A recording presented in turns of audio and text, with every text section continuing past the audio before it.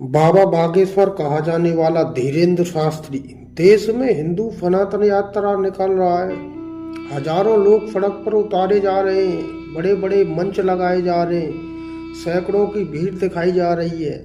इस यात्रा का उद्देश्य सनातनी हिंदुओं को एकजुट करना, हिंदू राष्ट्र बनाना बताया जा रहा है। इस बारे में हम फिर किसी दिन बात करेंगे। आज हम बात करेंगे धीरेन्द्र शास्त्री के कथित चमत्कारों की, खासकर वह पर्चे जिनके बारे में कहा जाता है कि वह कभी गलत नहीं होते।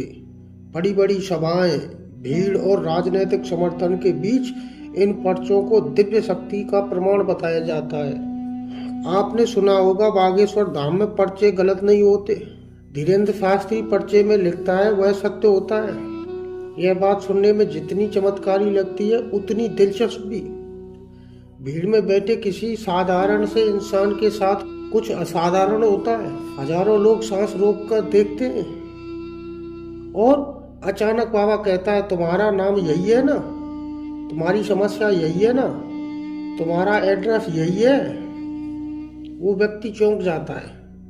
भीड़ चिल्ला उठती है, जयकारा लगाती है, जय जयकार करती है और सोशल मीडिया पर वीडियो वायरल हो जाता है। देखो दिव्य चमत्कार, बाबा बागेश्वर का चमत्कार। पर आपने कभी सोचा है कि जिस पल वो अलौकिक शक्ति या भगवान की शक्ति मानकर लोग भावुक हो जाते हैं, क्या उस पल के पीछे कोई ऐसी तैयारी छुपी होती है जिसे आंखें नहीं देख पाती और दिमाग नहीं समझ पाता। आज हम उसी पर्दा ओढ़े सच तक पहुंचने वाले हैं। क्या आपने कभी सोचा है कि भीड़ में बैठे हजारों लोगों में से सिर्फ कुछ ही लोग क्यों चुने जाते हैं? वही पर्ची क्यों सामने आती हैं जिनके बारे में पहले से ही जानना संभव होता है? क्या यह वाकई देव शक्ति है? क्या इसके पीछे कुछ ऐसा है जिसे जनता कभी नहीं देख पाती? आज हम इसी रहस्य की परतें खोलेंगे, धीरे धीरे एक एक करके, ताकि आप खुद तय कर सके कि यह चमत्कार है या कुछ और है।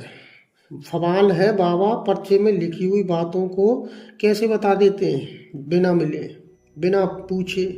कैसे किसी का नाम, किसी की भी समस्या सही बता देते हैं? और सबसे बड़ा सवाल, जब स्वयं सेवक बाबा के आसपास खड़े नहीं होते तब उन्हें जानकारी कैसे मिलती है? आज हम यही सब समझेंगे, वह बातें जानेंगे जो शायद किसी ने आपको इतने साफ तरीके से नहीं बताई होंगी। सबसे पहले समझते हैं पर्ची कैसे भरवाई जाती है। ध्यान से सोचिए, जब आप किसी बाबा ज्योतिषी के दरबार में जाते हैं तो आप सबसे पहले क्या करते हैं? पर्ची भरते, अपना नाम लिखते, अपनी समस्या लिखते, घर मोबाइल नंबर लिखते, लाइन में खड़े रहते और स्वयं सेवकों से बात करते हैं।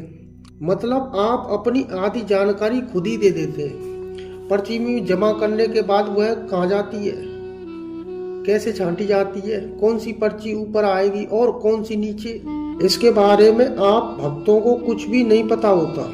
पर यहीं से खेल शुरू होता है, हॉट रीडिंग का खेल। यानी कि पहले से ही आपके बारे में सारी जानकारी जुटा लेना। कैसे? बहुत आसान। पर्ची पहले पढ़ी जाती है, उसमें से आसान चमत्कार दिखने वाली पर्चियां चुनी जाती हैं। स्वयं सेवक आम भक्त की वेशभूषा में लाइन में बात करके अतिरिक्त जानकारी ले लेते हैं भक्तों से जो आए हुए होते हैं। वहाँ समस्या ऐसे पूछते हैं कि सामने वाले को पता भी ना चले। सेवक स्वयं भीड़ में चल रहे लोगों की भंगियां, पहनावे, बातचीत और नोट करते रहते हैं। और इसके लिए सेवक को स्वयं बाबा के पास जाने की बिल्कुल भी जरूरत नहीं होती। 200 फीट दूर खड़ा होकर भी आदमी जानकारी दे सकता है। कैसे?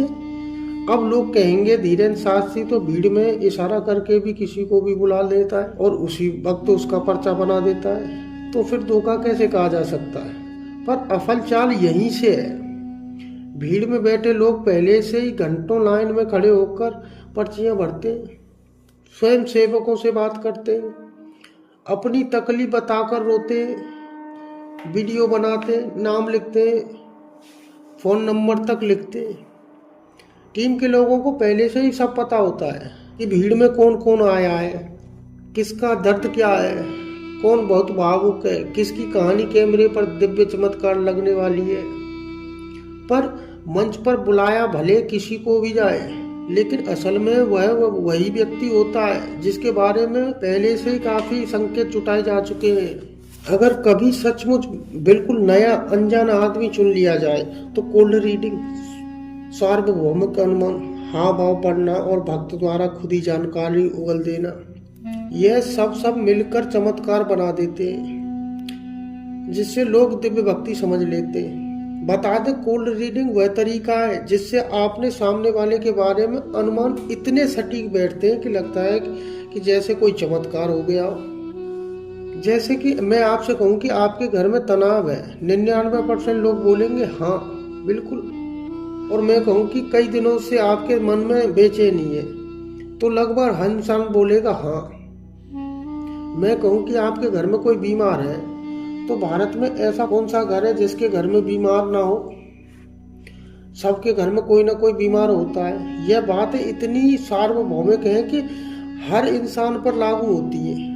इसी को कहते हैं बर्नम इफेक्ट, यानी ऐसी बातें जो हर किसी पे लगेंगी। ये मेरे बारे में ही कही गई हैं और लोग मान लेते हैं। वह मेरे बारे में कैसे जान लिया?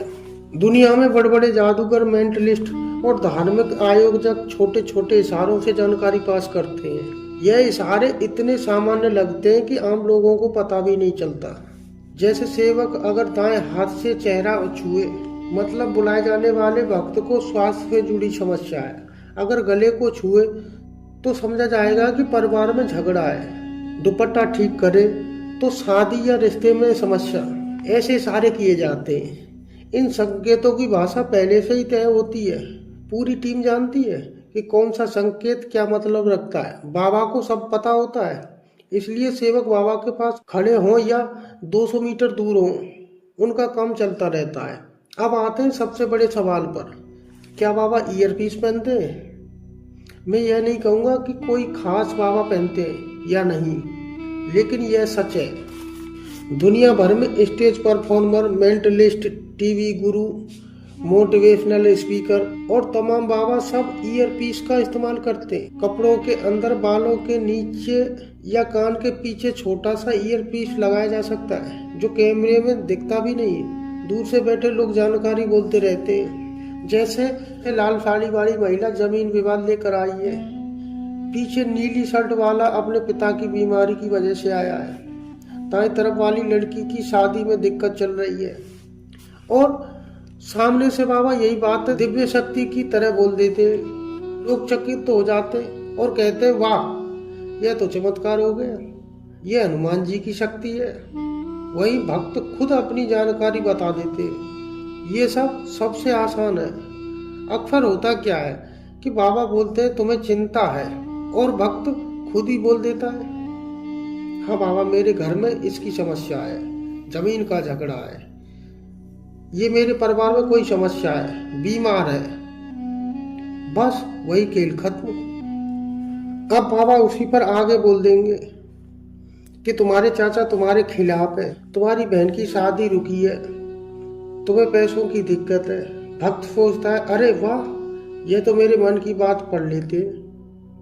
असल में 70% जानकारी वह खुद ही दे चुका होता है। मान लीजिए बाबा ने 10 बातें बोली, उनमें से 5 गलत निकल गई और 5 सही।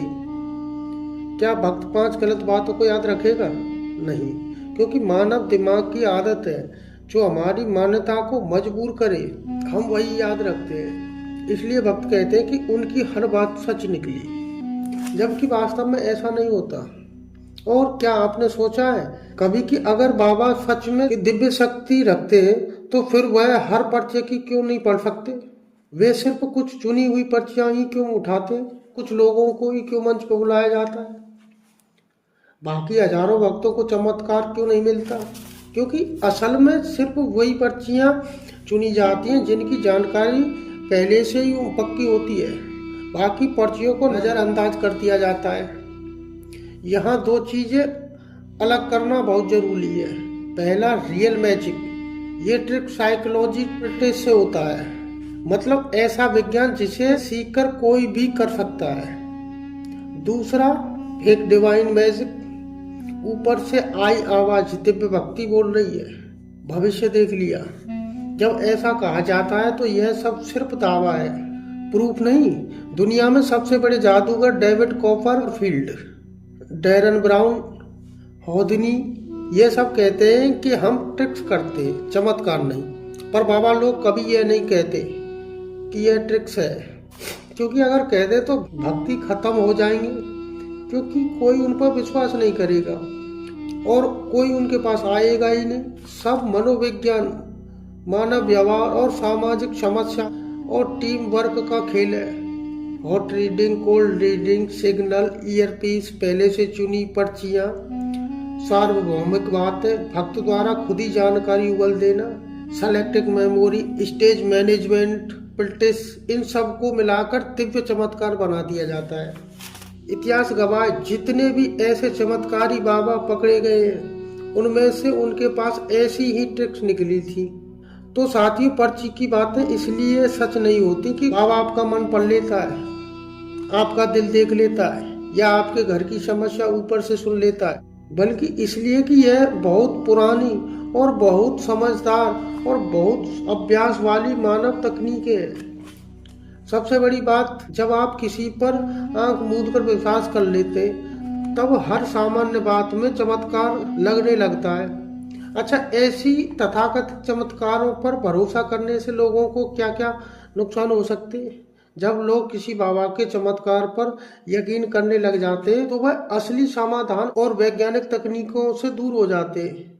जैसे कोई गंभीर बीमार हो, मानसिक तनाव हो या परिवार की समस्या हो, धीरेंद्र शास्त्री जैसे लोग उनका समाधान मंत्र, तंत्र, ताबीज, पूजा पाठ या चमत्कार बताकर देते हैं। इससे क्या होता है? मरीज सही समय पर डॉक्टर के पास नहीं पहुंच पाता, कई बार जान तक चली जाती है, पर समस्या वहीं की वहीं रहती है। सबसे खतरनाक बात यही है कि लोग सोचने समझने की क्षमता छीन लेते हैं, अंधविश्वास की जंजीरों में बांध देते हैं। नुकसान सिर्फ पैसों का ही नहीं होता, समय, मानसिक शांति, जीवन का भी होता है। जब कोई पाखंडी बाबा का खेल उजागर करता है तो सबसे पहले उनके हजारों भक्त सामने आ जाते, गालियां, गलौज, धमकियां, बदतमीजियां करते, क्योंकि अंधविश्वास का साम्राज्य सिर्फ मनोविज्ञान और ट्रिक्स पर नहीं है, बल्कि डर, भीड़ और हिंसक भक्तों की डाल पर खड़ा होता है। दुख की बात यह नहीं है कि पाखंडी बाबाओं की असली ताकत उनकी कोई दिव्य शक्ति नहीं, बल्कि वो सिस्टम है जो उनके महत्वाकांक्षाओं के लिए रास्ते साफ करता है। सरकारें भी अक्सर इन बाबाओं के प्रभाव, वोट बैंक और प्रचार की ताकत देखकर उनके साथ खड़ी नजर आती हैं। पर सच की आवाज चाहे कितनी भी दबाई जाए, एक दिन दुनिया के सामने आ ही